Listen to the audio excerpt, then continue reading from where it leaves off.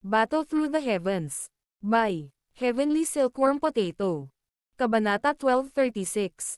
Paghahanap ng problema. Ang pangunahing layunin ng kanilang paglalakbay sa pagkakataong ito ay ang Soul Baby Fruit. Kung walang mga espesyal na pangyayari, hindi rin nais ni Xiaoyan na lumikha ng mga problema na maaaring magpalubha sa usapin. Gayunpaman, may ilang mga bagay na imposibleng iwasan kahit na gusto ng isa na gawin ito.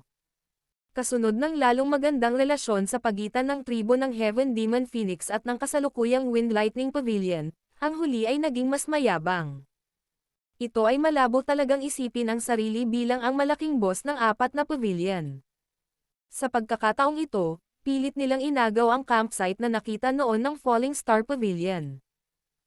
Ito ay walang alinlangan na nagbibigay sa Falling Star Pavilion ng isang sampal. Kung pipiliin ng Falling Star Pavilion na huwag pansinin ang ganitong paraan, tiyak na magiging biro ito ng iba. Kinailangan na magtiis at sumuko paminsan-minsan kapag nagtatag ng isang sekta. Gayunpaman, hindi dapat maging mahina ang isang tao pagdating sa mga bagay na may kaugnayan sa mga prinsipyo.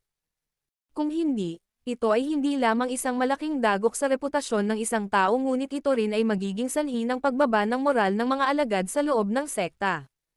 Sa kasalukuyan, si Yao Lao ang pinuno ng pavilion ng Falling Star Pavilion.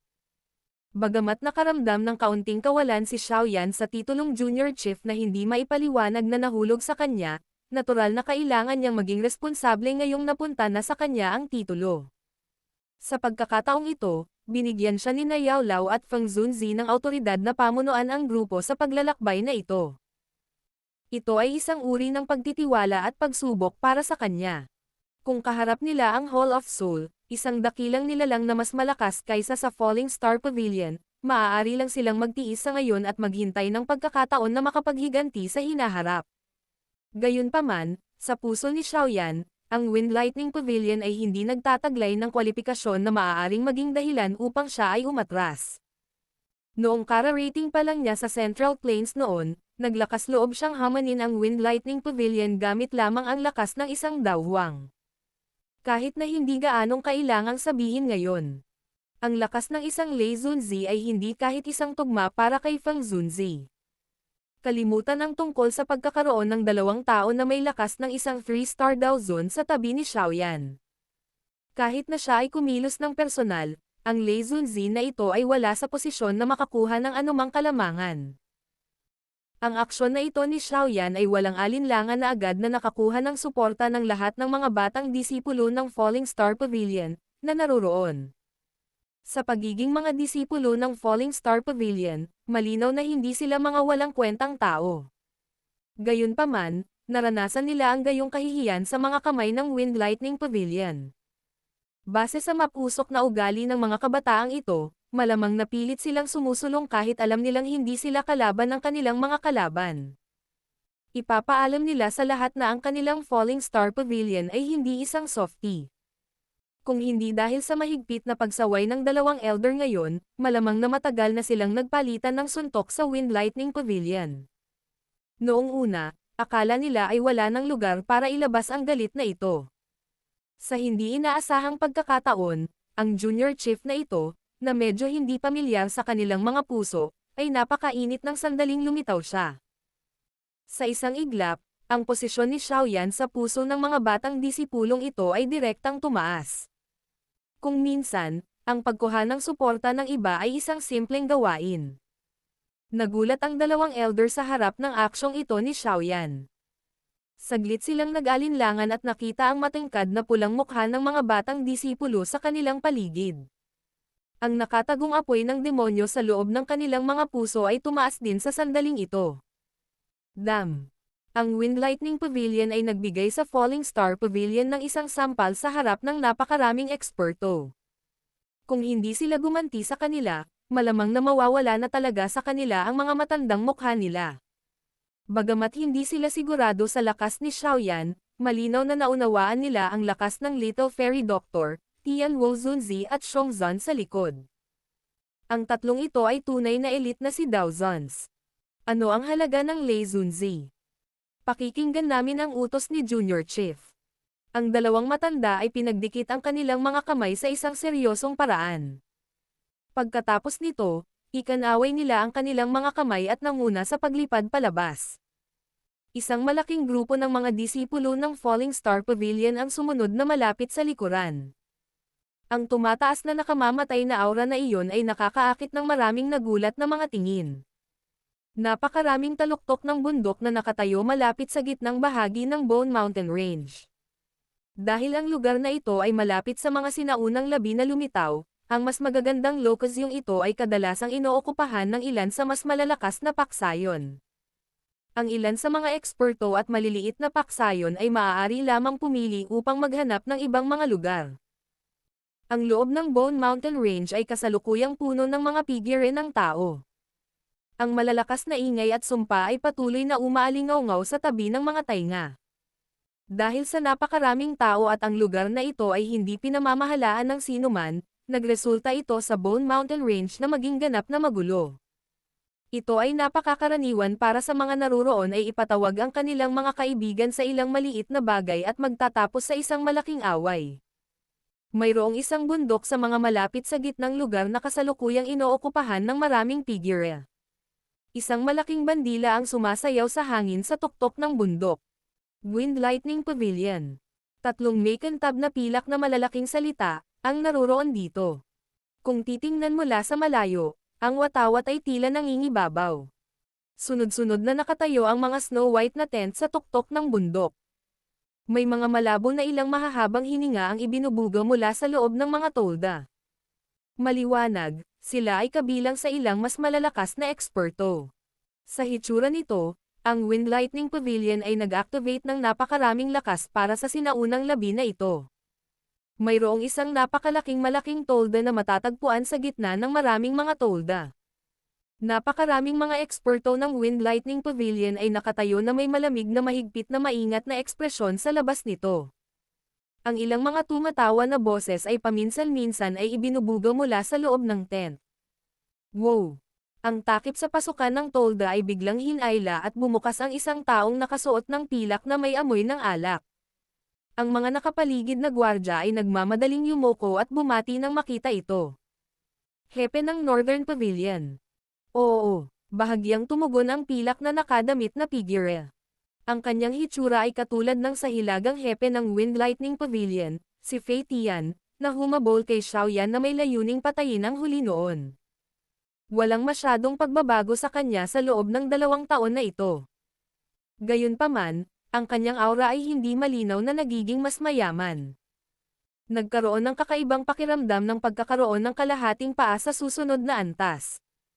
Ang pinuno ng pavilion ay tumatanggap ng mahalagang panauhin sa loob ng tolda. Huwag hayaang may mang-istorbo sa kanya. Dapat kayong lahat ay magbigay ng kaunting pansin. Naramdaman ni Fei Tian ang malamig na hangin bago tumingin sa mga eksperto mula sa Wind Lightning Pavilion sa paligid at nagsalita sa malalim na boses. Naiintindihan. Nagmamadaling sumagot ang lahat ng marinig ang utos. Sa wakas ay tumango si Fei Tian na may kasiyahan nang makita ito. Tatalikod na sana siya at babalik sa tent nang bigla siyang sumimangot ng bahagya. Nakatingin ang mga mata niya sa daan ng bundok na patungo sa tuktok ng bundok. Mayroong hindi malinaw na ilang ingay na ipinadala mula sa gilid na iyon. Anong nangyari? Bahagyang sumimangot si Fei Tian at nagtanong. Ito. Hepe ng Northern Pavilion, pakitahimik ang iyong galit. Pupunta ang subordinate na ito at titingnan. Isang dalubhasa, na ang lakas ay umabot sa lakas ng isang dawwang, ang gumalaw sa kanyang katawan at sumugod patungo sa ilalim ng bundok. Bang! Ang Wind Lightning Pavilion expert na ito ay kaka-charge lang pababa ng bundok nang biglang lumitaw ang isang muffled sound bago pa man makabawi si Fei Tian. Kaagad, binaril ng paatras ang isang figure ng tao habang sinasabayan ng malungkot na sigaw. Mahigit 100 tent ang gumuho sa daan. Sino ang nang-ahas na humanap ng gulo sa teritoryo ng Wind Lightning Pavilion ko? Naghahanap ka ba ng kamatayan? Ang eksenang ito ay agad na nagdulot ng pagbabago sa maraming eksperto mula sa Wind Lightning Pavilion sa tuktok ng bundok. Ang ekspresyon ni Fei Tian ay unti-unting naging madilim. Hulihin sila, patay o buhay. Nang marinig ang sigaw mula kay Fei Tian na naglalaman ng matinding galit, ang maraming eksperto mula sa Wind Lightning Pavilion ay sumigaw din ng galit na galit. Agad na kumislap ang kanilang mga figure at nagmamadaling bumaba ng bundok habang sinasabayan ng mga alon ng rumaragasang hangin at mabangis na ekspresyon. Dahan-dahan ding humakbang pasulong si Fei Tian nang makita niya ang napakaraming eksperto mula sa Wind Lightning Pavilion na magkasamang umaatake. Tiyak na tuturuan niya ng magandang aral ang taong nagdulot ng gulo pagkatapos siyang mahuli. Boom boom boom. Gayunpaman, isang hakbang pasulong si Fei Tian nang biglang lumitaw ang isang alon ng mababa at malalim na tunog na nagbabanggaan. Kaagad, ang mga eksperto ng Wind Lightning Pavilion na sumugod ng mabangis ay pinalipad pabalik. Tumalsik ang dugo ng husto sila sa tuktok ng bundok. Ang mga daing ay patuloy na lumitaw. Ang eksenang ito ay direktang naging sanhi ng pagtigas ng yapik ni Fei Tian. Isang solemn na ang bumungad sa kanyang madilim na mukha. Sa pamamagitan ng kakayahang tapusin ang lahat ng maraming eksperto mula sa Wind Lightning Pavilion ng napakabilis, malamang na ang dumating ay hindi isang mahina. Maaari ko bang malaman kung sinong kaibigan ang umatake? Ito ang campsite ng Wind Lightning Pavilion. Sana, dahil sa mukha ng Wind Lightning Pavilion. Nakatuon ang mga mata ni Fei Tian sa kalsada ng bundok habang nagsasalita siya sa malalim na boses. Hahaha. Pavilion Chief Fei Tian, ilang taon na tayong hindi nagkikita ngunit gusto mo pa ring gamitin ang pangalan ng Wind Lightning Pavilion. Bago matapos ni Fei Tian ang kanyang pangungusap, dahan-daang naililipat ang isang tawa mula sa ibaba ng tuktok ng bundok. Kaagad, isang malaking grupo ng mga figure ang dahan-daang lumitaw sa paningin ni Fei Tian. Ang binata na pinamumunuan sila ng direkta ay naging sanhi ng biglang pag-ikli ng mga mata ni Fei Tian. Xiaoyan. Nang makita ang mukha na nag-iwan ng malalim na impresyon sa isip ni Xiaoyan, isang madilim at malamig na ekspresyon ang agad na lumitaw sa mukha ni Fei Tian. Noon, minsang naging sanhi ng pagkawala ng mukha ni Xiaoyan. Hanggang ngayon, ang bagay na iyon ay paminsan-minsan ay ginagawang biro ng iba. Naging sanhi ito ng pagnanais na patayin si Xiaoyan upang maging mas mayaman sa loob ng puso ni Fei Tian. Hindi inaasahan na muli niyang makikita si Xiaoyan sa lugar na ito ngayon. Akala ko kung sino iyon. Sa totoo lang, ang mga tao mula sa Falling Star Pavilion ang itinaboy. Napatingin si Fei Tian kina Elder Hu at Elder Qi sa gilid. Isang pangungutya ang bumungad sa kanyang mukha habang nagsasalita. Ikaw. Agad na naging berde ang ekspresyon ng dalawang elder nang marinig ang mga salitang iyon. Isang galit ang bumalot sa kanilang mga mata. Kung hindi dahil walang laban silang dalawa kay Fei Tian, malamang na hindi nila makontrol ang sarili at umatake. Bakit? Nakahanap ka na ng ilang katulong at handa ka bang bumalik sa amin? Napangiti lamang si Fei Tian nang makita niya ito ang pangungutya sa kanyang ngiti kahit na hindi niya makita sa grupo ng Little Fairy Doctor, hindi niya sila itinuring na mga elite na Daozun at ang pangalawa ay ang iniisip ng kanyang puso na si Xiaoyan ay walang kwalifikasyon na makipagkaibigan kay Daozun. Fei Tian, lutasin kaagad ang anumang gulo. Huwag istorbohin ang magandang kalooban ng Pavilion Chief. Dalawang figure ang biglang sumugod mula sa loob ng tent. Agad silang lumapag sa tabi ni Fei Tian at nagsalita sa malalim na boses. Oo, ipapaubaya ko sa iyo ang iba. Ipaubaya mo sa akin si Xiaoyan. Hahayaan kong ibalik ng tama ang utang na ito noon. Nagpakita si Fei Tian ng mabangis na ekspresyon at nagsalita sa mahinang boses. Hindi na hinintay ni Fei Tian ang tugon ng dalawa pagkatapos bigkasan ang mga salitang iyon. Nag-flash ang silver glow sa ilalim ng kanyang mga paa at talagang nawala siya sa kung saan. Isang bahagyang arko ang naalis sa kalmadong mukha ni Xiaoyan sa sandaling mawala si Fei Tian. Umabant ng kalahating hakbang ang paa niya. Pagkatapos nito, itinoon ng kanyang kamay ang espasyo sa kanyang harapan at marahang kumuyam. Matapos ang kamay niyang ito ay makuyam, ang espasyo sa harap ni Xiaoyan ay agad na nagtagpo sa paraang parang kidlat. Lumitaw din ang isang figure sa converged space. Kung titingnan ito ng mabuti, nakakagulat na si Fei Tian, nakatatapos lang mawala. Gayunpaman, ang mukha ni Fei Tian ay kasalukuyang napalitan ng pagkabigla at takot. paggamit ng isang kamay upang i-collapse ang espasyo. Ang ganitong uri ng kakayahan. Isang elite na Dao Zun lang ang makakagawa nito. Lei Zunzi, hindi ka ba natatakot na mawalan ng mukha ang iyong Wind Lightning Pavilion sa pamamagitan ng pagpapalabas ng gayong munting kuting at tuta?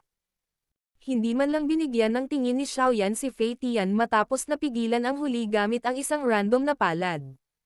Diretso ang tingin niya sa tent at bahagyang ngumiti. Pagkatapos nito, pinitik niya ang kanyang daliri. Ang dibdib ni Fei Tian, na nasa loob ng converged space, ay nakatungo sa loob ng kalahating pulgada. Isang subo ng sariwang pulang dugo ang lumabas. Lumipad din ang kanyang figure pabalik na parang kanyan. Pagkatapos nito, marahas itong bumagsak sa loob ng maluwag na tolde sa harap ng nagulat na mga mata ng dalawa pang pinuno ng pavilion ng Wind Lightning Pavilion. Battle Through the Heavens. Kabanata 1237. Roll Down. Rip. Marahas na bumaril si Fei Tian sa loob ng tent na parang bola ng kanyan. Isang mabangis na puwersa ang sumabog sa sandaling ito. Naririnig ng isang tao ang isang tunog ng pagpunit at ang tolda ay talagang sumabog sa hindi mabilang na bilang ng mga fragment na sumayaw sa kalangitan. Agad itong bumagsak ng dahan-dahan. Nang makitang talagang ganito kalupit si Xiaoyan sa kanyang pag-atake, ang mga nakapaligid na eksperto mula sa Wind Lightning Pavilion ay natigilan din. Sa isang iglap, wala talagang nang-ahas na magsabi ng kahit ano. Munting kapwa, matapang ka talaga. Nasira ang tent. Tila ang mga nasa loob nito ay natulala sa pagkilos na ito ni Xiaoyan. Ilang sandali pa, sa wakas ay may naka-recover. Isang galit na dagandong na puno ng pagnanais na pumatay ay umalangaw-ngaw sa buong kalangitan. Ang kasalukuyang Bone Mountain Range ay napuno na ng walang katapusang dagat ng mga tao. May mga tao sa lahat ng dako. Nang ang grupo ni Xiaoyan ay sumusugod na may sumisikat na layuning pumatay, medyo marami ang nakaalam na magkakaroon ng magandang palabas. Kaya naman, ang humahanggos na tunog ng hangin ay lumitaw sa buong kalangitan sa sandaling ito ay tumunog. Sa isang kisap mata, maraming figure ang lumitaw sa kalangitan sa paligid ng bundok. Ang mga mata ng mga taong ito ay sumulyap sa tuktok ng bundok. Pagkatapos nito, nakita nila ang tent na pilit na napunit. Sa isang iglap, isang sorpresa ang bumungad sa mga mata ng lahat. Ang Wind Lightning Pavilion ay maaaring ituring na isang malakas na paksayon sa Central Plains. Kung hindi sila magkakaroon ng kwalipikasyon na sakupin ang tuktok ng bundok bilang isang campsite dito. Ito ay hindi inaasahan na mayroon talagang isang tao na naglakas loob na hayagang umatake. Paanong hindi ito magdudulot sa kanila ng pagkagulat at pag-usisa? Hindi pinansin ni Xiaoyan ang mga nagmamasid na biglang lumitaw sa paligid ng lugar. Napatingin ang mga mata niya sa bahagi ng tent na nasira. Si Lei Zunzi, na matagal na niyang nakilala, ay kasalukuyang nakatayo na may malungkot na mukha. Sa sandaling ito, hinawakan ng kanyang kamay ang mga damit ni Fei Tian. May dalawang matandang lalaki na nakasuot ng damit na hayop sa tabi ni Lei Zunzi. Gayunpaman, ang dalawang taong ito ay hindi nagbuka ng kanilang mga bibig sa sandaling ito. Sa halip, pinili nilang tumayo sa tabi at obserbahan ang sitwasyon. Grog. Si Fei Tian, na nasa kamay ni Lei Zunzi, ay dumura ng isang subo ng sariwang dugo. Ang malamlam niyang mga mata ay naglalaman ng ekspresyon ng hindi makapaniwala. Ang lakas na ipinakita ni Xiaoyan kanina ay tiyak na umabot sa klase ng Dao Zun. Kahit nakita na niya ito ng sarili niyang mga mata ay hindi pa rin siya makapaniwala. Ang nakababatang henerasyong ito na kanyang hinabol hanggang sa puntong ang una ay makapagtago lamang na parang daga na kasalukuyang nakarating sa klase ng Dao Zun bago siya. Xiaoyan, matapang ka talaga. Noon, pinabayaan ka ng kagalang-galang na ito dahil kay Feng Zunzi. Pero, naglakas loob ka talagang iligtas ang sarili mo ngayon. Madilim at solemn na ang mukha ni Lei Zunzi. Dahan-dahan niyang inilagay si Fei Tian sa kanyang kamay pababa. Ang kanyang mababa at malalim na kulog na parang boses ay puno ng layuning pumatay. Ang Wind Lightning Pavilion ay sanay na maging mapagmataas sa mga taong ito. Sa kasalukuyan, binubuli sila ng isang nakababatang henerasyon sa naturang lugar. Kung hahayaan niyang magpahinga ang bagay ngayon, talagang mawawala ang buong mukha niya.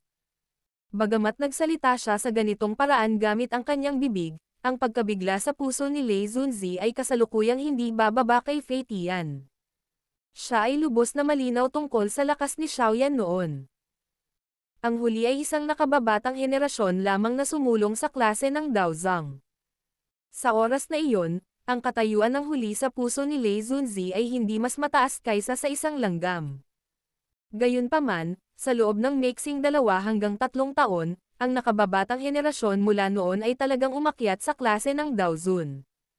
Bilang isang eksperto sa klase ng Daozun, natural na naunawaan ni Lei Zunzi kung gaano kahirap tumalon sa hakbang na ito. Si Fei Tian ay maaaring kasalukuyang nasa tuktok ng klase ng Daozang ngunit kung siya ay kulang sa swerte, ito ay hindi isang bihirang pangyayari para sa kanya na manatili sa antas na iyon magpakailanman. Dahil din sa hirap na gawin ang hakbang na ito ay ganoon na lamang ang pagkagulat ng kanyang puso kapag nakita niya ang kasalukuyang Xiaoyan sa unang pagkakataon. Talagang marunong magbiro si Lei Zunzi. Noon, mas mababa ang husay ng disipulo ng Wind Lightning Pavilion sa iba. Wala itong kinalaman sa iyong kagandahang loob. Tumawa ng mahina si Xiaoyan. Noon, si Lei Zunzi ay isang piling Daozun na hindi niya kayang pantayan sa kanyang paningin. Ngayon, gayunpaman, ang mataas na pag-iral na ito na hindi niya maabot noon, ay hindi na kahit kay titing na malakas at misteryoso sa kanyang puso. Namula ang mukha ni Lei Zunji. Lalong yumaman din ang galit sa kanyang mga mata. Madiin siyang nagsalita. Ilang taon na tayong hindi nagkita ngunit ang iyong dila ay matalas pa rin gaya ng dati. Ang kagalang-galang na ito ay magpapayo sa iyo na umalis sa lalong madaling panahon. Dahil kay Feng Zunzi, ang kagalang-galang na ito ay hindi dapat gumawa ng kaguluhan tungkol sa bagay na ito sa iyo, ang nakababatang henerasyong ito. Nagbibiro na naman si Lei Zunji. Inatake na ng Wind Lightning Pavilion mo ang Falling Star Pavilion ko sa harap ng napakaraming tao. Dahil din kaya ito sa mukha ni Feng Zunzi. Tumawa si Xiaoyan. Ang mapanuksong tono na iyon ay nagdulot din ng ilang pagtawa sa paligid ng tuktok ng bundok. Dahan-dahang kinuyam ni Lei Zunzi ang kanyang kamao. Ang kanyang mga mata ay matamang nakatitig kay Xiaoyan habang siya ay tumawa dahil sa matinding galit. Mabuti, mukhang handa ka ngayon. Kung ganoon, ang kagalang-galang na ito ay makikita kung ano ang magagawa mo, bilang isang taong kakapasok lang sa klase ng Daozun, ngayon. Wala naman. Ang gagawin ko lang ay kunin ang Falling Star Pavilion campsite. Bahagyang ngumiti si Xiaoyan. Dahan-dahan siyang humakbang pasulong. Unti-unting umusbong ang kulay lila kayumangging apoy. Ang temperatura ng buong lugar na ito ay mabilis na tumaas ng tumaas ang apoy. Kung ganoon, kailangan nating tingnan kung mayroon kang ganoong kwalipikasyon. Tawa ng tawa si Lei Zunzi. Ang maliwanag na pilak na kidlat ay kumikislap sa kanyang katawan. Hindi mabilang na mga electric snake ang sumayaw. Pagtingin sa malayo, tila may bumabang Diyos ng kulog. Ang kanyang aura ay sobrang nakakagulat. Nang makita ang atmosfera sa pagitan ng dalawa na mabilis na naging tensyonado, ang mga mata ng maraming eksperto sa paligid ay nag-init din. Ang isang labanan sa klase ng Daozun ay magiging isang kawili-wili. Hihihi. Mayabang talaga itong Xiaoyan. Talagang naglakas loob siyang kalabanan si Lei Zunzi. Mukhang nandito siya para maghanap ng gulo. Kanina, pilit na itinaboy ng Wind Lightning Pavilion ang Falling Star Pavilion at may nasugatan pa nga.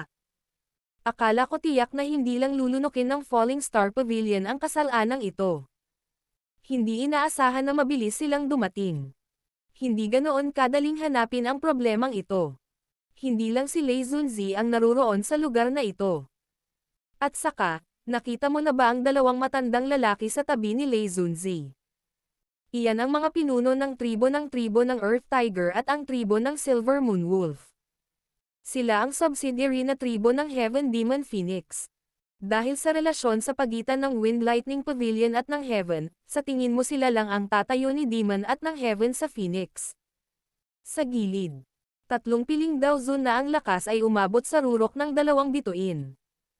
Gayunpaman, medyo pamilyar ang pangalan ni Xiaoyan.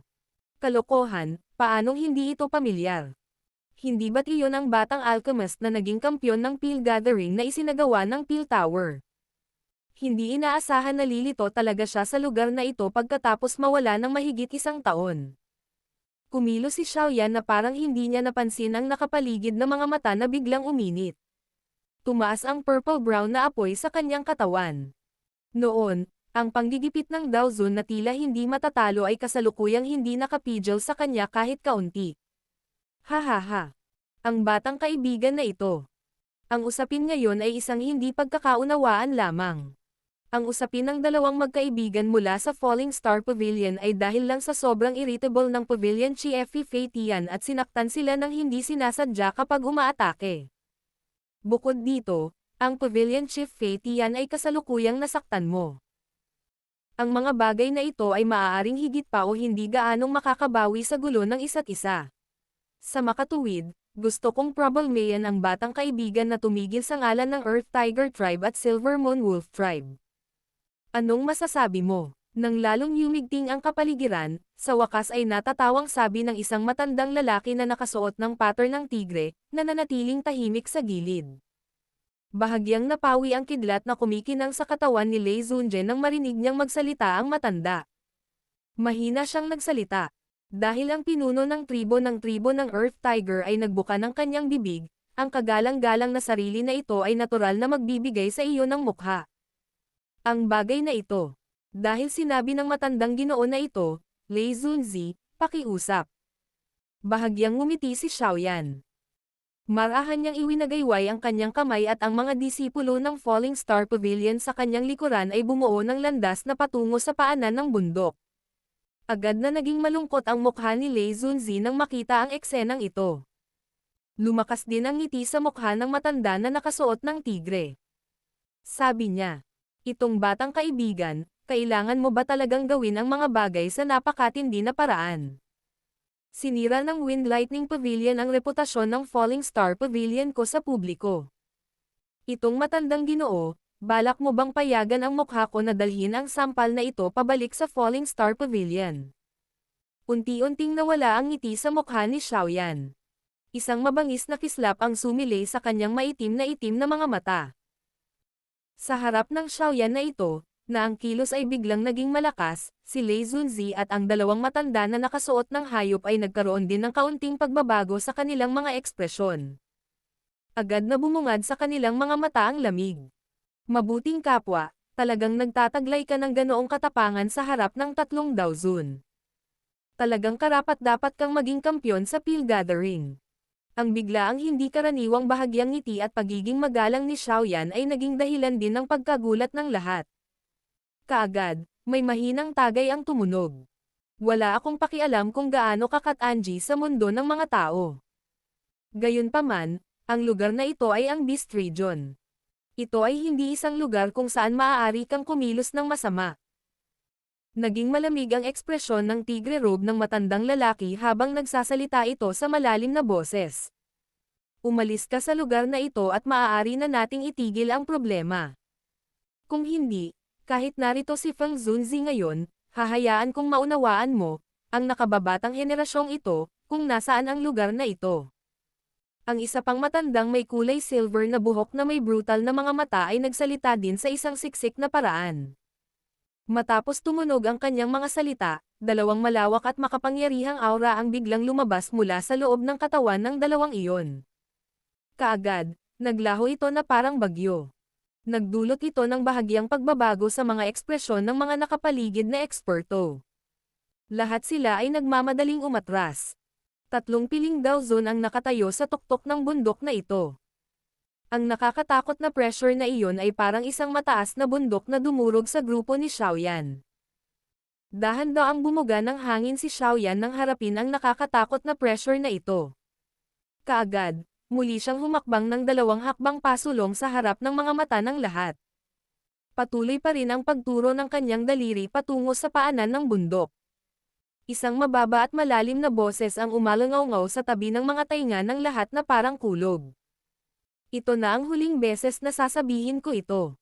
Gamulong ka pababa mula rito o bumaba habang nakahiga. Unti-unting bumagsak ang malamig na boses ni Xiaoyan. Tatlong nakatagong nakakatakot na aura sa kanyang likuran ang sumabog din ng hindi napigilan sa sandaling ito. Ang paglitaw ng tatlong aura na ito ay pilit na ikinalat ang presyon ng enerhiya na tumalon sa isang iglap. Rumble. Sa pagharap sa biglaang pagganti mula sa nakakatakot na aura, agad na nagbago ang mga ekspresyon ng grupo ni Lei Zunzi. Nagmamadali ding umatras ng 2 hakbang ang kanilang mga paa. 4 na Daozun. Battle Through the Heavens. Kabanata 1238. Spatial Seal. 4 na malalawak at makapangyarihang aura ang nakasalikop na parang isang napakalaking dragon. Ang malakas na pressure na nabuo sa sandaling iyon ay hindi direktang yumanig kay Lei Zunzi Trio hanggang sa sila ay umurong ng 2 sunod-sunod na hakbang, ngunit ang mga mukha ng mga eksperto sa Wind Lightning Pavilion sa paligid nila ay naging mapatla rin. Maging ang kanilang paghinga ay naging mabigat. Natatakpan din ng gulat ang mga mata nila. Ang marilag na aura na biglang sumabog ay pumukaw din ng kaguluhan sa paligid. Natigilan ang lahat habang nakatingin sa 3 tao na grupo ng Little Fairy Doctor, na nakatayo sa likod ni Xiaoyan. Sa sandaling ito, sa wakas ay natuklasan nila na ang 3 tao, na nanatiling mababa ang profile habang tahimik na nakatayo sa likod ni Xiaoyan, ay talagang mga tunay na eksperto sa klase ng Daozun. Sa ganitong paraan, kung kasama ng isa si Xiaoyan mismo, 4 na elite na Daozun ang lalabas sa panig ng Falling Star Pavilion. Ang ganitong uri ng lineup ay malayo sa kung ano ang maihahambing ng Wind Lightning Pavilion. Mabilis na huminto ang katawan ni Lei Zunzi matapos maka-atres ng 2 hakbang. Ang kanyang mga mata ay naglalaman ng gulat na ekspresyon habang nakatingin sa 3 tao sa likod ni Xiaoyan. Maliban sa hindi pamilyar na mukhang malakas na lalaki na iyon, natuklasan niya na ang magandang binibini at ang matandang lalaki sa tabi niya ay talagang naabot ang rurok ng 3-star Daozun class. Ang gayong lakas ay tiyak na hindi mas mahina kaysa sa kanya. Paano ito posible? Mula noong ang Falling Star Pavilion ay nagtataglay ng napakaraming elite na Daozun. Isang malakas na bagyo ang bumuhos sa puso ni Lei Zunzi. Karamihan sa mga maaaring maging isang kilalang pangkat sa Central Plains ay talagang nagtataglay ng ilang nakatagong pundasyon. Gayunpaman, ilang siglo na rin ang nakalipas mula nang itatag ang kanyang Wind Lightning Pavilion. Kung bibilangin, mas mahaba pa ang kasaysayan nito kaysa sa Falling Star Pavilion. Gayunpaman, ang pundasyon upang alisin ang 3 eksperto sa klase ng Daozun ay medyo masyadong mayaman. Ang 2 Beast Robe Old Men sa tabi ni Lei Zunzi ay nagkaroon din ng bahagyang pagbabago sa ekspresyon sa sandaling ito. Sa wakas, nagsimula silang madama na ang mga bagay ay mahirap. 4 na Daozun. Kahit na isa-isa ang pinakamataas na eksperto mula sa kanilang mga angkan, malamang na hindi sila gagawa ng ganoong figure. Sa ilalim ng presyon ng malawak at makapangyarihang aura na ito, ang kapaligiran sa tuktok ng bundok ay naging mas napilitan din. Ang mga disipulo ng Wind Lightning Pavilion, na kanina pa nagmamayabang, ay nakatingin sa isa't isa sa sandaling ito. Hindi sila nang ahas na gumawa ng anumang kakaibang paggalaw. Itong kaibigan. Ang matandang lalaking iyon na nakasuot ng tigre ay lumawak ang bibig. May gusto siyang sabihin ngunit maingat na itikom ang kanyang bibig pagkatapos makita ang malamig na mukha ni Xiaoyan. Ibinaling niya ang kanyang ulo at tumingin sa lalong madilim na mukhang Lei Zunzi sa tabi niya. Sa kasalukuyang sitwasyong ito, kitang-kita na ang Wind Lightning Pavilion ay dahado. Mabuti kung aalis sila sa lalong madaling panahon. Kung sakaling magkaroon ng labanan at pilit silang itinapon, mas lalo lang silang mawawalan ng mukha. Ang ekspresyon ni Lei Zunzi ay kasing lalim ng tubig. Ang kanyang mga mata ay matamang nakatitig kay Xiaoyan. Ilang sandali pa, sa wakas ay nanggigigil ang kanyang mga ngipin at sinabing, "Mahusay na brat. Kung alam ko ito noon, personal na kitang pinatay." Bahagyang ngumiti si Xiaoyan, hindi pinapansin ang ganitong uri ng hindsight na naganap pagkalipas ng maraming taon. "Pumunta ka." Ang ngiting iyon ni Xiaoyan ay naging sanhi ng pag-alab ng puso ni Lei Zunzi sa walang katapusang galit matapos itong makita ng huli. Gayunpaman, sa kasalukuyang sitwasyong ito, naunawaan din niya na sa lakas ng grupo ni Xiaoyan, sapat na ang puwersahang itapon sila pababa ng bundok. Ang isang bayani ay hindi naghangad na magdusa ng isang halatang pagkawala. Ang mga eksperto mula sa tribo ng Heaven Demon Phoenix ay hindi pa dumarating. Sa oras na iyon, natural na magkakaroon ng pagkakataon para sa munting bastos na ito na umiyak. Ikinaway ni Lei Zunzi ang kanyang kamay matapos pilit na pigilan ang galit sa kanyang puso. Pagkatapos nito, lumakad siya patungo sa kalsada sa bundok na patungo sa paanan ng bundok na may madilim na ekspresyon.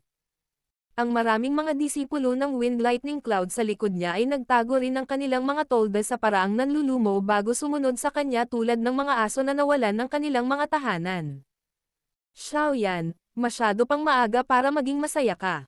Darating ang kagalang-galang na ito at maghahanap ng kabayaran para sa problema ngayon. Tumigil si Lei Zunzi at nagsalita sa mahinang boses nang madaanan niya si Xiaoyan. Hihintayin kita anumang oras. Ngumiti si Xiaoyan at sinabi. Namula ang mukha ni Lei Zunzi nang makita ang sitwasyong ito. Bigla niyang iwinagayway ang manggas at pinalayo ang buong grupo. Agad na sumibol ang saya sa mga disipulo ng Falling Star Pavilion habang pinagmamasdan nila ang mukhang kahabag-habag na mga disipulo ng Wind Lightning Pavilion na umaalis sa lugar na ito. Ang kanilang mga mata ay naglalaman ng ilang karagdagang paggalang nang tumingin sila kay Xiaoyan. Nang ang kanilang pagmamataas ay tinapakan ng iba, pinangunahan sila ni Xiaoyan upang mabawi ang kanilang pagmamataas. Sa sandaling ito, naramdaman ng mga disipulong ito sa unang pagkakataon na ang Falling Star Pavilion ay maaaring lalong lumakas kung mayroon silang isang Junior Pavilion Chief. Si Mo Qingluan, na ang emosyon ay natense, ay tahimik ding nakahinga ng maluwag. Palihim niyang sinulyapan si Xiaoyan sa gilid. Ang taong ito ay hindi man lang natakot kahit na humarap sa isang ekspertong kilala sa Central Plains tulad ni Lei Zunzi. Ang puntong ito ay ganap na naiiba mula sa ilang taon na ang nakalipas. Itayo mo muna ang mga tent. Nakangiting sabi ni Xiaoyan. Naiintindihan. Ang mga utos ni Xiaoyan sa sandaling ito ay walang alinlangan na may kaunting bigat sa puso ng mga disipulo ng Falling Star Pavilion. Kaya naman, ang lahat ng mga disipulo mula sa Falling Star Pavilion ay tumugon ng sabay-sabay matapos marinig siyang magsalita. Agad silang nagkalat at muling nagtayo ng mga tent. Nang makitang ang laban na ito para sa isang campsite sa tuktok ng bundok na ito ay natapos na, ang mga figure ng tao sa nakapalibot na kalangitan sa wakas ay umiling habang hindi nasisiyahan. Pagkatapos nito, nagkalat sila. Hindi sumiklab ang malaking labanan na kanilang pinakaaasam-asam.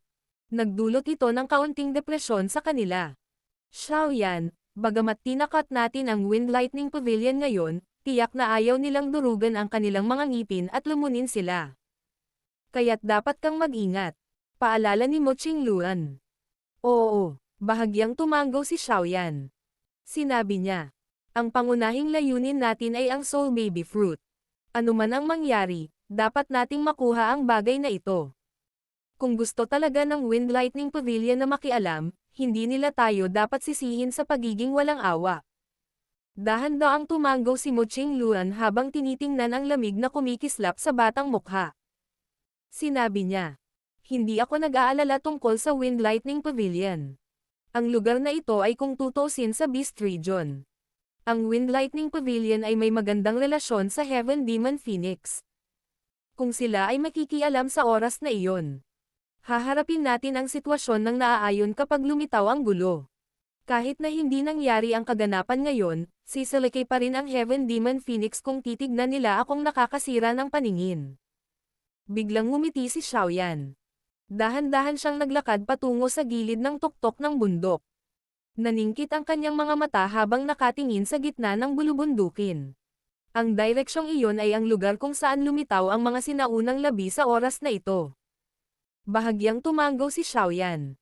Nararamdaman niya na may ilang distorted arc sa espasyong iyon. Maliwanag, ang may-ari ay naglagay ng napakalakas na hadlang sa mga sinaunang labi. Maraming panganib sa loob ng sinaunang labi na ito. Napakaraming napakalakas na sinaunang pape ang nagbabantay sa lugar na iyon. Bukod pa rito, mayroon ding mga kakaibang bitag. Kahit na ang isang piling tao na Daozun ay hindi maglalakas loob na maging pabaya. Magalang na nagsalita si Elder Hu, na nasa likod ni Xiaoyan. Ang mga sinaunang labi ay nakatago sa loob ng isang spatial seal. Paminsan-minsan, lilito ang ilang mga linya sa ilang sandali. Ang mga makapangyarihang tao ay pumasok sa panahong ito, gayunpaman, karamihan sa kanila ay nakatakas ng malungkot mula dito. Oh, nagtaas ng kilay si Xiaoyan. Tila ang mga sinaunang labi na ito ay hindi pa rin dapat maliitin sa kabila na nakaranas na ito ng napakaraming panahon. Gayunpaman, walang elite na Dao Zone ang nakapasok dito hanggang ngayon. Ang Spatial Seal na ito ay nagtataglay ng Restriction Ability. Kung ang isang elite na Dao Zone ay susubukan na mapilit na pumasok, ito ay mag-trigger ng isang napakalakas na Seal Backlash. Ang isang selyo na inilagay ng isang elite na Dao Sheng ay hindi isang bagay na isang ordinaryong Dao Zone ay maglalakas loob na subukan sa kanyang katawan sa kabila ng hindi mabilang na dami ng oras na subukan sa kanyang katawan. Walang Dao Zones ang nakapasok. Agad na kumunat ang noo ni Xiaoyan nang marinig niya ito. Hindi ba ibig sabihin noon ay hindi rin siya makapasok? Hihihi. Ang Junior Chief ay hindi kailangang mag-alala. Ang selyo na ito ay napakanipis na. Sa pinakadulo, ang selyo ay unti-unting magkakalat pagkalipas ng ilang araw. Kung wala ang pagtatanggol ng selyo, ang mga elite na Dao Zone ay ligtas ding makapasok dito. Sa kasalukuyan, may napakaraming elite na Dao Zone sa paligid ng sinaunang labi na naghihintay sa sandaling ito. Hinimas ni Elder Hu ang kanyang balbas at nakangiting nagpaliwanag. Nakahinga lang ng maluwag si Xiaoyan matapos itong marinig. Nilaibat ng kanyang mga mata ang nakapaligid na luntiang kabundukan. Sa kanyang matalas na espiritual na pangunawa, talagang naramdaman niya ang napakalabong mar-angel na aura. Isang sorpresa ang hindi sinasadyang sumilay sa kanyang mga mata sa sandaling ito. Talagang karapat-dapat itong maging isang sinaunang labi. Ang maraming piling Dao Zone na ito ay talagang naakit dito. Lumilitaw na ang isang madugong labanan ay hindi maiiwasan sa nananatiling labanan na ito. May natuklasan ka ba mula sa Hall of Souls? Isang ideya ang biglang pumasok sa puso ni Xiaoyan habang nagtatanong siya. Bahagyang kumunat ang noo ni Elder Hu nang marinig ito. Sinabi niya ang kanyang mga iniisip. Hindi ko pa sila nakikita hanggang ngayon. Gayunpaman, ang mga taong iyon ay karaniwang kakaiba at hindi mahuhulaan. Kahit na dumating sila, malamang na hindi natin sila matutuklasan. Gayunpaman, batay sa hula ng matandang akin, ang mga alingaw tungkol sa sinaunang labi na ito ay kumakalat ng malawak. Ang Hall of Soul ay malamang na makialam din. Gayunpaman, hindi natin alam kung paano dumating ang mga eksperto. Bahagyang ngumiti si Xiaoyan at tumango. Isang lamig ang bumungad sa kanyang mga mata. Ang mga dapat mong alalahanin sa Bone Mountain Range na ito ay hindi ang Hall of Soul. Bilang may-ari ng lugar na ito, ang 9 Serendip Ground Python ang pinaka-problema sa pakikitungo. Hindi lamang ang mga taong ito ay nagtataglay ng isang malaking bilang ngunit mayroong maraming mga eksperto sa kanila. Kahit na ang Heaven Demon Phoenix Tribo ay hindi handang makipagpalitan ng mga suntok sa kanila. Gayunpaman, ang mga bagay na ito ay maaaring maging isang kakaibang lugar. Ang 9 Serendip Ground Python Tribe dahil sa kanilang karakter, talagang hindi nila piniling isara ang kabundukan sa halip, hinayaan nilang kumalat ang balitang ito. Mahinang nagsalita si Mo Qingluan. 9 Serendip Ground Python. Bulong ni Xiaoyan sa sarili. Bahagya rin siyang tumango. Sa pagiging isa sa 3 dakilang tribo ng Magical Beast World, itong 9 Serendip Ground Python ay talagang hindi isang ordinaryong paksayon. Hihihi. Sa kasalukuyan, ang 9 Serendip Ground Python Tribe ay hindi kayang pangalagaan ang kanilang mga sarili. Saan sila makakahanap ng pagsisikap na pumunta at pamahalaan ang sinaunang labi na ito? Umiling si Elder Hu at natawa nang marinig niya ito. Hindi mapangalagaan ang kanilang sarili. Ano ang nangyari? Nagtatakang tanong ni Mo Qingluan. Hindi rin ako sigurado tungkol dito. Gayunpaman, mula sa impormasyon na aming inusisa, ang ilan sa mga eksperto mula sa 9 Serendip Ground Python Tribe ay nawala sa nakakagulat na paraan kamakailan. Isang elite na Dao Zone mula sa 9 Serendip Ground Python Tribe ang kasama sa mga nawawalang eksperto na ito. Sa kasalukuyan, tuwang-tuwang hinahanap nila ang mamamatay tao. Hehehehe. Ang hindi ka panipaniwalang pag-atake ay ang tunay na umaatake. Nag-iisa lang talaga ang 9 Serendip Ground Python tribe. Hinimas ni Elder Hu ang kanyang balbas at bamantong hininga. Ang mga ekspresyon ni na Xiaoyan at Mo Qingluan ay parang nabigla nang marinig ang mga salitang ito. Sino ba itong malakas na tao na talagang nang-ahas na salakayin ang 9 Serendip Ground Python tribe? Battle Through the Heavens. Kabanata 1239. Black Shadow Person. Nakangiti si Elder Hu habang nakatingin sa nagulat na ekspresyon ni na Xiaoyan at Mo Qingluan. Sinabi niya, ang bagay na ito ay nagdulot ng kaguluhan sa buong lugar kamakailan.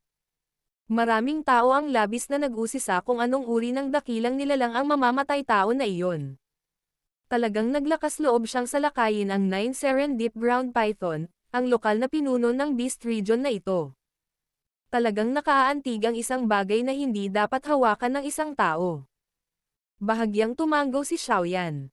Sa pagiging isa sa 3 dakilang tribo sa Magical Beast World, sapat na upang ipahiwatig ang lakas ng 9 Serendip Ground Python tribe. Gaya ng kasabihan, hindi pinigilan ng isang makapangyarihang dragon ang lokal na ahas. Kahit na ang kilalang mga dakilang paksayon sa Central Plains ay magbibigay ng mukha sa 9 Serendip Ground Python tribe sa lugar na ito.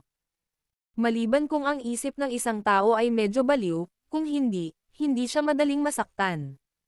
Dahil din dito ay labis na nagulat si Xiaoyan kapag nabalitaan niyang mayroon talagang isang taong nagkakaproblema sa 9 Serendip Ground Python sa Bone Mountains. Marahil ito ay ilang mga kaaway lamang mula sa nakaraan. Nag-alinlangan si Mo Qingluan bago magkomento. Sino ang nakakaalam? Kung ito ay isang kaaway, tiyak na buburahin niya ang tribong 9 Serendip Ground Python. Gayunpaman, mula sa mga chismis na kumalat sa panahong ito, ang kalaban ng taong iyon ay ganap na pinakamalakas na eksperto sa loob ng 9 Serendip Ground Python. Ang buhay ng ilan sa mga mahihina ay hindi binawi kahit na nakilala nila ang misteryosong mamamatay tao. Tumawa ng mapait si Elder Hu. Labis din siyang nalilito sa kakaibang taktika na ito ng misteryosong pumatay. Bahagyang kumunat ang noo ni Xiaoyan nang marinig ito. Ang taong ito ay talagang kakaiba. Tulad ng sinabi, madaling kurutin ang isang malambot na persiman. Gayunpaman, ang taong ito ay gumawa ng mga bagay sa isang kabaligtaran na paraan. Sinadya niyang hanapin ang mga mahirap na kalaban. Hindi ba nito sinusubukang gawing mahirap ang mga bagay para sa kanyang sarili? Yung 9 Serendip Ground Python expert na nakatagpo ng misteryosong mamamatay tao na iyon ay nawala lahat ng walang exception. Imposibleng mahanap man lang ang bangkay nila. Ito ang aspetong naging dahilan ng bahagyang pagkataranta ng 9 Serendip Ground Python tribe. Ang pinakamahalagang bagay sa isang tribo ay ang bloodline nito. Walang nakakaalam kung ang misteryosong pumatay na iyon ay naghahanda para sa isang bagay sa pamamagitan ng pagtitipon ng dugo ni Python Serendip Ground. Kalimutan mo na, ang bagay na ito ay walang kinalaman sa atin. Tahimik tayong manatili sa tuktok ng bundok na ito sa loob ng ilang araw at patuloy na subaybayan ang aktibidad ng mga sinaunang labi. Bukod pa rito, sabihin sa lahat na huwag maglakad-lakad sa lugar. Ang Bone Mountain Range ay kasalukuyang napakagulo. Magiging mahirap kung may malilikhang bagay. Saglit na pag-iisip ni Xiaoyan. Matapos mabigang makakuha ng anumang conclusion, napailing na lamang siya. Nawala ang kanyang iniisip sa bagay na ito nang ibukan niya ang kanyang bibig at sinabi. Naiintindihan. Nagmamadaling sumagot si Elder Hu sa isang magalang na boses nang marinig niya ito. Susunod, hihintayin natin ang pagbukas ng mga sinaunang labi. Ang mga mata ni Xiaoyan ay lumukso sa maraming tuktok ng bundok, tumingin sa medyo baluktot na espasyo sa gitna ng hanay ng bundok at mahinang bamulong.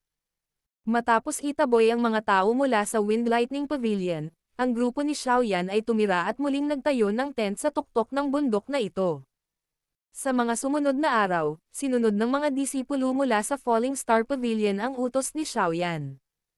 Wala sa kanila ang umalis sa tuktok ng bundok. Ginugol nila ang kanilang araw sa pagsasanay at sparring. Sa anumang kaso, ang laki ng tuktok ng bundok ay medyo malaki. Sapat na iyon para sa kanilang mga aktibidad. Sa tahimik na paghihintay na ito, natuklasan din ng grupo ni Xiaoyan na dumarami rin ang bilang ng mga eksperto na nagtitipon sa Bone Mountain Range na ito. Sa dulo, ang buong bulubundukin ay masigla pa rin kahit malalim na ang gabi. Ang ingay ay direktang naka-charge sa mga ulap. Lumipas ang 3 araw sa isang kisap mata sa gitna ng ganitong uri ng paghihintay.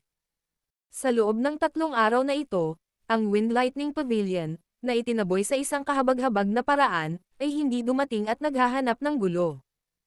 Bagamat naunawaan ng grupo ni Xiaoyan na tiyak na hindi madaling lunukan ni Lei Zunzi ang galit na ito, sa pinakakaunti ay alam niya na bago niya taglayin ang lakas upang talunin ang 4 na Dao Zun, hindi siya lalapit ng walang kabuluhan at hahanapin ang sarili niyang kahihiyan.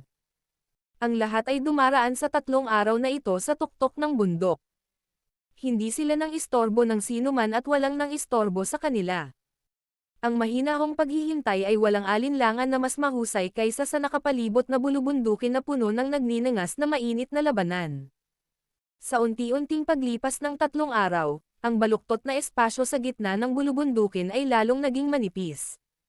Maliwanag, ang spatial seal na umiral sa hindi mabilang na bilang ng mga taon ay malapit nang mawala. Ang pagnipis ng selyo ay naging sanhi din ng kapaligiran ng buong bulubundukin na maging kakaibang init.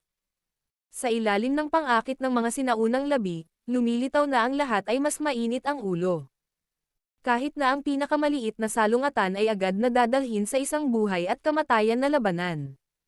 Batay sa bilis ng pagbabago ng selyo, ang selyo ay ganap na mawawala sa loob ng halos 2 araw. Sa oras na iyon, ang mga sinaunang labi na umiral sa hindi mabilang na bilang ng mga taon ay muling ihahayag sa mundong ito. Ang gabi ay kasing lamig ng tubig. Ang nagyayelong malamig na liwanag ng buwan ay nakakalat mula sa langit at sumikat sa mahusay na ilaw na bulubundukin. Nagdagdag ito ng isang layer ng misteryosong sinulid sa buong hanay ng bundok. Nakaupo si Xiaoyan sa isang malaking bato sa gilid ng tuktok ng bundok. Mula sa lugar na ito, nagkataon na natatanaw niya ang higit sa kalahati ng bulubundukin. Nakikita pa rin niya ang napakaraming figure ng tao at sulo na kumikislap sa paanan ng bundok. Itinaas ni Xiaoyan ang kanyang ulo at tumingin sa maliwanag na buwan sa kalangitan. Medyo naging absent-minded ang isip niya. Malabong lumitaw sa kanyang harapan ang isang matikas at magandang fit-looking figure, na parang engkanto sa buwan. Zun-er. Hintayin mo ako.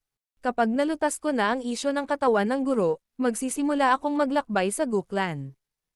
Dahan-daang nakakuyom ang kamao ni Xiaoyan. Isang determinasyon ang sumilay sa kanyang mga mata. Gaano man kahiwaga at kapangyarihan ang Guklan, tiyak na hindi ito magiging hadlang sa pagsasama nila ni Zun-er. Ang kasalukuyang Xiaoyan ay maaari ng tunay na ituring bilang isang nangungunang dalubhasa sa kontinente ng Daoqi. Mahirap para sa kanya na makahanap ng anumang kalaban mula sa parehong pangkat ng edad. Sa pagsusumikap at tagumpay na ito, naniwala siya na tiyak na hindi siya matatalo kahit naharapin ang mga kabataang namumukod-tanging individual mula sa angkan ng Go, na nagtataglay ng bloodline ng isang Daodi. Marahang bamantong hininga si Xiaoyan. Ang matikas na figure sa kanyang isipan ay biglang nagiba ng walang anumang babala. Kaagad, isang nakakabighaning malamig na magandang mukha ang biglang lumitaw. Kailin.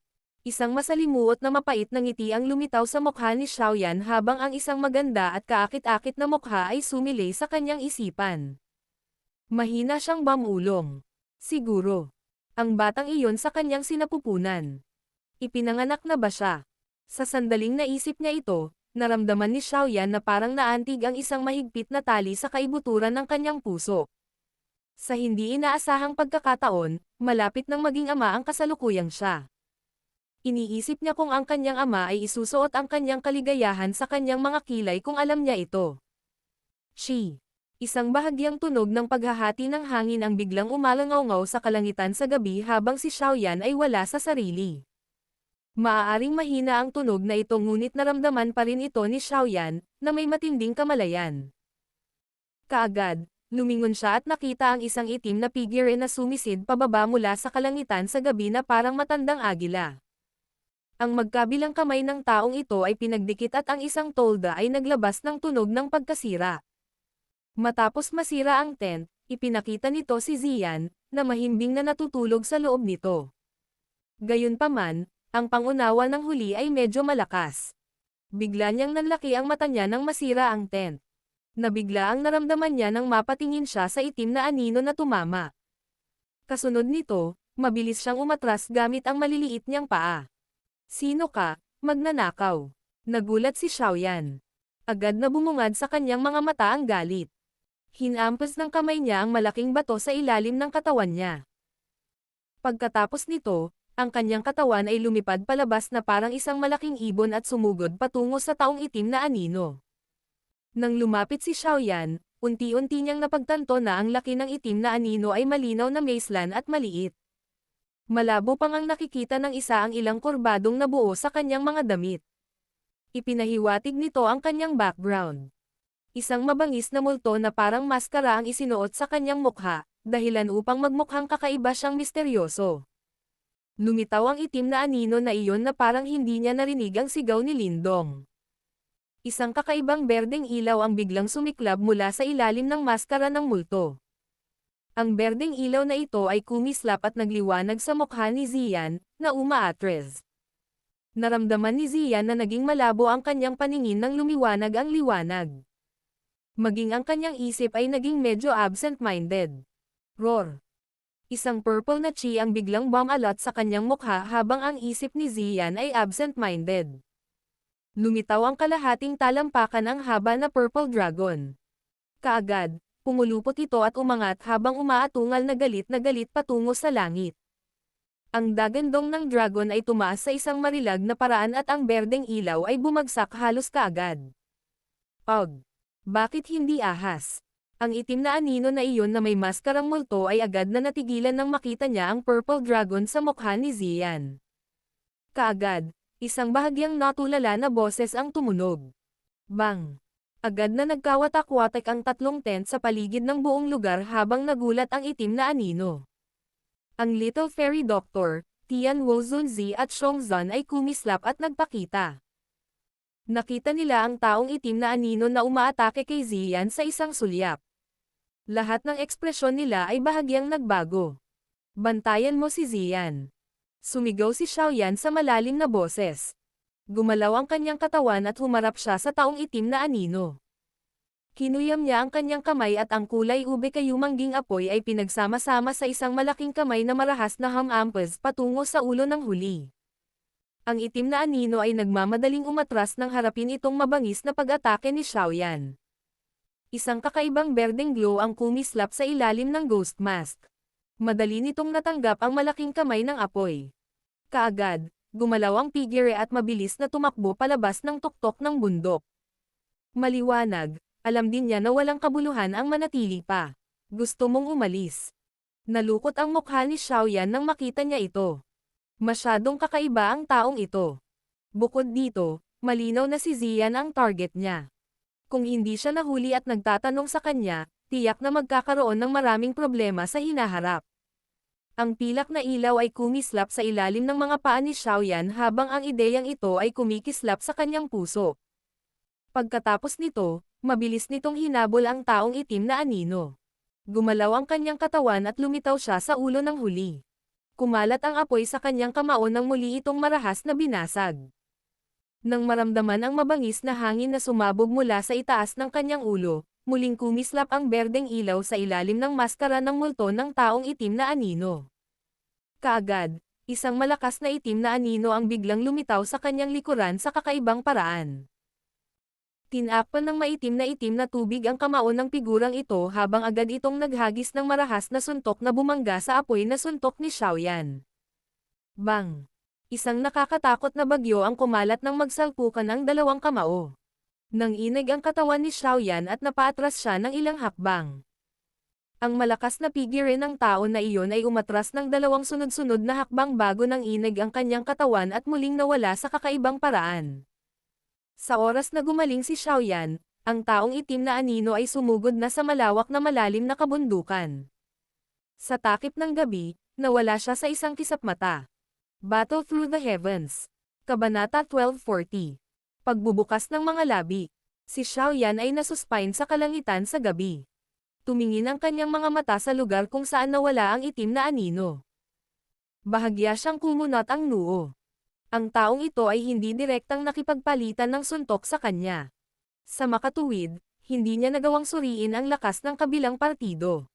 Gayunpaman, ang hindi pangkaraniwang berdeng ilaw na iyon ay nagdulot sa kanya ng ilang panganib. Nagtataka ako kung saan nanggaling ang taong ito. Bakit niya inatake si Zian? Mahinang bulong ni Xiaoyan sa sarili. Sa kasalukuyan, dumaraming bilang ng mga eksperto ang naaakit sa mga sinaunang labi. Mayroong hindi kilalang bilang ng mga nakatagong eksperto sa kanila. Mukhang kailangan talaga nilang mag-ingat sa biyaheng ito. Shi. Biglang lumitaw ang dalawang tunog ng paghahati ng hangin habang si Xiaoyan ay nasa malalim na pag-iisip. Kaagad, mabilis na sumugod ang isang pares ng mga figure. Huminto ang kanilang mga katawan nang sila ay dumaan. Ang matalim nilang mga mata ay tumama kay Xiaoyan. May aura mula sa taong iyon dito. Kailangan ba nating ibalik ang mga taong ito para sa interogasyon? Huminto ang ilang figure. Bahagyang kumunot ang ilong ng isang mabangis na binata. Ang kanyang mga mata ay naglalaman ng matinding kislap nang bigla siyang tumingin kay Xiaoyan at sinabi. Pinagmasdan ng mabuti ng mga mata ni Xiaoyan ang 4 na taong ito, na lumitaw. Lahat ng aura nila ay medyo malakas. 3 sa kanila ang nakarating sa tuktok ng klase ng Daozang. Ang nangunguna sa kanila ay nasa klase na ng Daozun. Isang halatang madilim at malamig na aura ang bumalot sa kanila, dahilan para matakot ang isa na maliitin sila. Mga miyembro ng 9 Serendip Ground Python Tribe. Pinunasan ni Xiaoyan ang kanyang mga mata bago ihinto ang mga ito sa mga espesyal na vertical pupil ng mga taong ito. Pinaikit niya ang kanyang mga mata habang bumubulong sa sarili sa loob ng kanyang puso. Ang amoy na iyon ay tumakas sa kagubatan sa bundok. Malamang na nakipagpalitan siya ng suntok sa taong ito. Sumulyap kay Xiaoyan ang matandang pinuno na nakasuot ng kulay abong damit na may pag-aalinlangan. Naramdaman niya na ang huli ay isa ring piling Daozun. Pinakamabuting huwag magdulot ng anumang karagdagang problema sa sandaling ito. Kaya naman, umiling siya at direktang ibinaling ang kanyang mga mata patungo sa kagubatan ng bundok, kung saan nawala ang itim na anino. Ikinumpas niya ang kanyang kamay at sinabing, habulin. Nanguna siyang kumilos pagkatapos bigkasan ang mga katagang iyon. Nag-transform ang kanyang katawan sa isang itim na anino na sumugod patungo sa kagubatan. Ang 3 malalaking lalaki, na may nakamamatay na aura sa buong katawan, ay malapit na sumunod sa likuran. Ang mga miyembro ng tribo ng 9 Serendip Ground Python ay medyo mapang-akit. Pinaalis ni Xiaoyan ang grupong ito gamit ang kanyang mga mata habang malamig na tumatawa sa loob ng kanyang puso. Kung medyo hamina ang lakas niya ngayon, malamang pipiliin talaga ng mga taong ito na ibalik muna siya bago magsalita. Mukhang ang taong itim na anino mula kanina ay dapat ang misteryosong tao, na nagpabaligtad sa 9 Serendip Ground Python Tribe kamakailan. Gayunpaman, bakit niya sasalakayin si Zian? Nag-isip sandali si Xiaoyan habang dinadala ang pag-aalinlangan na ito sa kanyang puso. Pagkatapos nito, tumalikod siya at bumalik sa tuktok ng bundok. Sa sandaling ito, ang lahat sa tuktok ng bundok ay nagising na dahil sa hindi inaasahang sitwasyon mula kanina. Nagmamadaling pumunta ang grupo ng Little Fairy Doctor upang salubungin si Xiaoyan nang makita ang pagbabalik ng huli. Dumating si Xiaoyan at ipinaliwanag ang bagay kanina.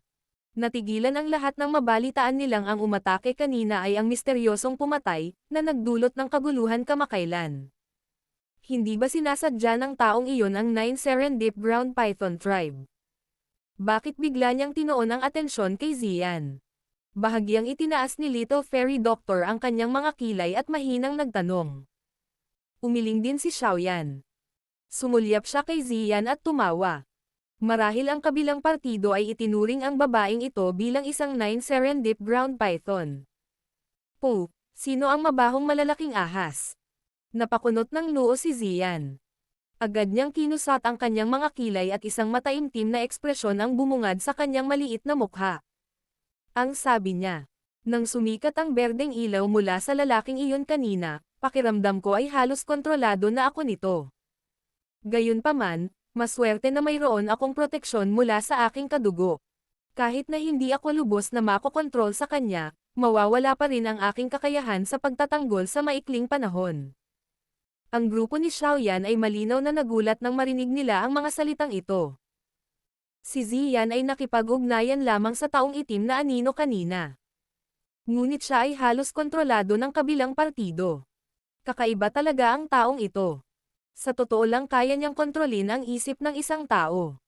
Kailan pa lumitaw ang ganitong misteryosong eksperto sa Central Plains? Bakit wala pa akong narinig na ganoong tao? Sumimangot si Tian Wu Zunzi at sinabing, kalokohan, sisabog talaga ang ulo niya sa susunod na makilala ko siya.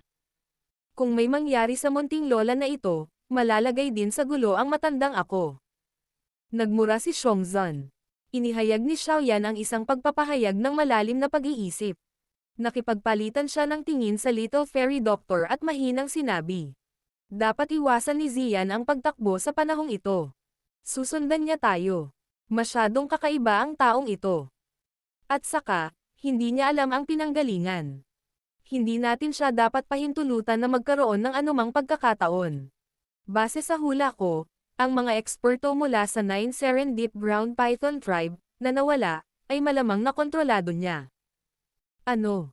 Namutla ang mukha ng lahat sa gulat nang marinig ang mga salitang ito. Mayroong ilang mga eksperto sa klase ng Daozun mula sa mga eksperto sa 9 Serendip Ground Python na nawala. Kung nakontrol ng taong iyon ang isang Daozun, medyo nakakatakot iyon. Sa orihinal, kaya ko siyang pigilan. Gayunpaman, pinigilan ako ng isang piling Daozun sa kritikal na sandali. Ang elite na Daozun na Daochi na iyon ay nakatagilid patungo sa madilim at malamig na bahagi. Ito ay katulad ng eksperto mula sa 9 Serendip Ground Python Tribe kanina. Kaya naman, inihayag ni Xiaoyan ang kanyang iniisip. Ang ganitong uri ng kakayahang kontrolin ang iba ay isang bagay na hindi ko pa naririnig. Kahit na ang ilan sa mga sonic na Dao technique na maaaring makagulo sa isip ng isang tao ay mahihirapang ganap na kontrolin ang isang elite na Daozun. Umiling si Little Fairy Doctor at sinabing. Tumanggaw din si Xiaoyan. Ang mundong ito ay talagang puno ng mga misteryo. Malamang na ang 9 Serendip Ground Python Tribe ay magdurusa ng husto sa pamamagitan ng pagpukaw sa isang misteryosong tao. Dapat maging mas maingat ang lahat sa mga ilang araw na ito. Ang mga sinaunang labi ay magbubukas kinabukasan. Sa oras na iyon, papasukin natin ito sa pinakamaagang posibleng oras. Kung hindi, ang mga bagay ay magiging mahirap kung ang Soul Baby Fruit ay kukunin ng isang tao muna. Tumingin si Xiaoyan sa paligid niya at nagsalita sa malalim na boses. Naiintindihan. Sumagot ang lahat sa Yushan pagkarinig nito. Pagkatapos ng kaguluhan sa gabing iyon, walang ibang hindi inaasahang sitwasyon ang naganap. Dumami ang dagat ng mga tao sa Bone Mountain Range. Ang ingay katulad na singil sa mga ulap. Hindi mabilang na bilang ng mga tao ang naghihintay sa pagbukas ng sinaunang labi. 2 araw na tahimik na damaloy tulad ng buhangin sa pagitan ng mga daliri ng isa sa gitna ng pag-asam na ito mula sa 10,000 mga tingin. Sa oras na ang isang sinag ng liwanag ng umaga ay nakakalat mula sa kalangitan at nabasag ang kadiliman na sumasakop sa hanay ng mga bundok pagkaraan ng 2 araw, ang bulubundukin, na naging medyo tahimik, ay karaniwang pumutok sa isang nanginginig na buhay na kasiglahan sa isang iglap. Lumitaw ang humahanggos na tunog ng hangin mula sa lahat ng direksyon. Maraming tao ang sumugod patungo sa gitna ng bulubundukin na parang balang. Ang grupo ni Xiaoyan sa tuktok ng bundok ay lubos na nakahanda. Dahil masyadong mapanganib ang pagpasok sa mga sinaunang labi, ang maliit na grupo lamang ni Xiaoyan ang papasok dito. Ang mga disipulo mula sa Falling Star Pavilion at ang 2 elder ay mananatili rito at maghihintay sa kanila. Bagamat marami ang nalungkot sa hindi pagpasok sa bihirang makitang sinaunang labi na ito, walang tumutol sa utos ni Xiaoyan. Sa kasalukuyan, unti-unting naitatag ng huli ang kanyang sariling prestihiyo sa loob ng Falling Star Pavilion. Tumayo si Xiaoyan sa gilid ng tuktok ng bundok at tiningnan ang mga figure ng tao mula sa lahat ng direksyon. Hindi niya sinasadyang umiling. Hindi inaasahan na ang sinaunang labi na ito ay talagang may nakakatakot na atraksyon. Tara na, hindi masyadong nag-atubili si Xiaoyan. Ikinumpas niya ang kanyang kamay at nanguna ang kanyang katawan na mag-transform sa isang sinag ng liwanag na sumugod patungo sa gitna ng bulubundukin. Ang Little Fairy Doctor at ang iba ay sumunod na malapit sa likuran niya.